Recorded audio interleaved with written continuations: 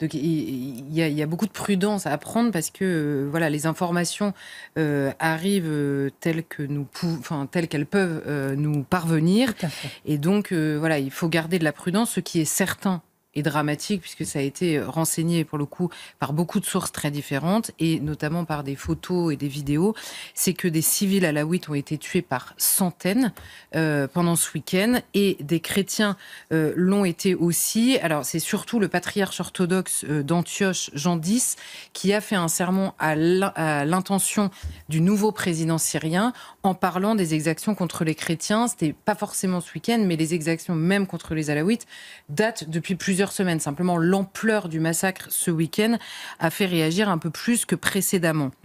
Alors, c'est un massacre qui est perpétré pour des raisons politiques de manière assez anecdotique, même si c'est le gros du commentaire en Occident, mais surtout pour des raisons ethniques et religieuses. Voilà des siècles, que les alaouites sont visés par les djihadistes, par le discours islamiste, et sont visés comme tel, c'est-à-dire comme alaouite. Ça n'est pas du tout la première fois. Par ailleurs, la Syrie sort d'une guerre civile abominable qui a duré 13 ans. Et ce qui se passe n'étonnera personne, c'est plutôt l'inverse. Souvenez-vous, on l'avait dit d'ailleurs sur ce plateau, qui était étonnant, qu'il n'y ait pas d'exaction et de vengeance de cet ordre-là dans les premiers jours, relevait quasiment du miracle. Et on s'en était étonné pour tenter d'espérer avec les Syriens. Et précédemment, il y a eu, alors là, plus récemment, une tentative dans le sud avec la minorité druze. Cette fois-ci, il y a beaucoup de minorités en Syrie. Il y a eu un accord passé entre le gouvernement et les minorités druzes pour que les hommes armés ne rentrent pas dans les villages druzes. Il y en a un qui l'a tenté, il est mort. Et immédiatement, Israël, vous savez, qui a un peu grimpé sur le territoire en Syrie, a menacé de bombarder la Syrie si HTS, donc qui est aujourd'hui au pouvoir, s'en prenait aux druzes. Et HTS, sur ce sujet, a reculé. Mais pour les alaouites, il n'y a personne. Et pour les chrétiens qui s'inquiètent, vous savez, les chrétiens dans la région, en général, ils sont vraiment tout seuls. Fut un temps où nous étions présents pour les défendre. Ça n'est plus le cas. Et ces derniers jours, il y a eu des affrontements entre des partisans de l'Ancien Régime et les forces de sécurité, qui ont été renforcés par des hommes envoyés, certains par HTS, par le pouvoir qui est aujourd'hui en place, et par des djihadistes, notamment pro-turcs, qui sont tous descendus d'Idlib, vous savez, c'est une ville dans le nord du pays, et qui sont venus prêter renfort à ces forces-là. Alors, là où je disais tout à l'heure, il faut garder la prudence sur le déclenchement. Mais certains ont l'impression de voir comme en plein jour sur ce qui s'est passé. Certains nous disent c'est les anciens partisans de Bachar el-Assad qui ont mené une riposte. Et certains disent oui, en effet, il y en a qui se sont organisés sur place en raison des exactions précédentes. Donc vous voyez, il y a le flou évidemment sur le départ. Ce qui est sûr, c'est que le prétexte pour le massacre de civils. Il y a des enfants, donc les enfants de 5 ans, je ne sais pas s'ils sont partisans de qui que ce soit dans cette affaire.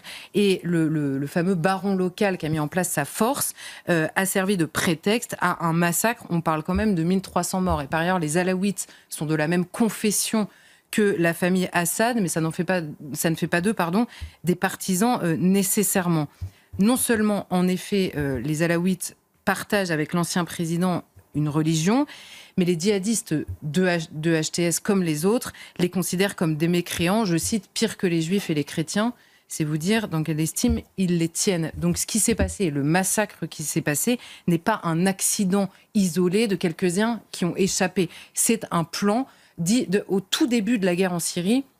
Il y avait un slogan dans la guerre qui était « Les alaouites au tombeau et les chrétiens à Beyrouth ». Slogan qui avait été réajusté par certains djihadistes quelques années plus tard dans la guerre, qui disait on va élargir le tombeau des alaouites pour y mettre les chrétiens.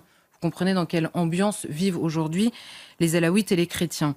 Donc le président syrien, le nouveau, a réagi dimanche depuis une mosquée à Damas, et il a appelé à l'unité nationale, ce qu'il fait depuis le premier jour, sans condamner non plus très directement ce qui s'était passé, mais en promettant que les coupables de ces exactions seraient punis. Mais ce sont bien des troupes qui ont été envoyées pour épauler les forces de sécurité sur place. Et comme à chaque fois, le président a dit qu'il serait puni, simplement, il y a deux questions qui finissent par naître légitimement dans la tête de tous, et en particulier des Syriens. Un, peut-il être sincère ? Alors évidemment, son parcours plaide contre lui sur sa sincérité, évidemment, mais certaines prises de décision déjà établies plaident également contre lui, notamment sur le terrain de la justice. La justice en Syrie était rendue au nom du peuple, elle est désormais rendue au nom d'Allah. Et par ailleurs, les femmes n'ont plus le droit de rendre la justice seules aujourd'hui. Donc il n'y a plus... voilà, cette décision a été prise et on sait ce que ça a donné dans d'autres pays. Et il y a surtout pire, il y a la réaction du ministre de la Défense syrien aujourd'hui qui annonce, je cite, « la fin de l'opération militaire avec le succès de nos forces pour réaliser tous les objectifs visés ». Les objectifs visés initialement, c'était de casser les anciens soutiens de Bachar al-Assad, mais l'histoire ne dit pas si les tas de corps de femmes, d'enfants et d'hommes civils faisaient partie des objectifs visés.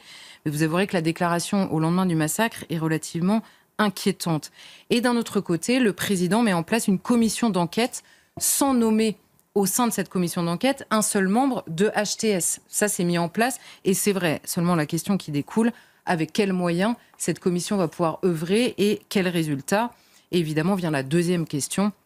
Si par hasard, le président syrien aujourd'hui était sincère ou s'il avait besoin temporairement de l'être pour obtenir les grâces du monde à l'international, que peut-il dans le pays avec une situation économique désastreuse, des rancœurs atroces, mais surtout des groupes djihadistes partout ?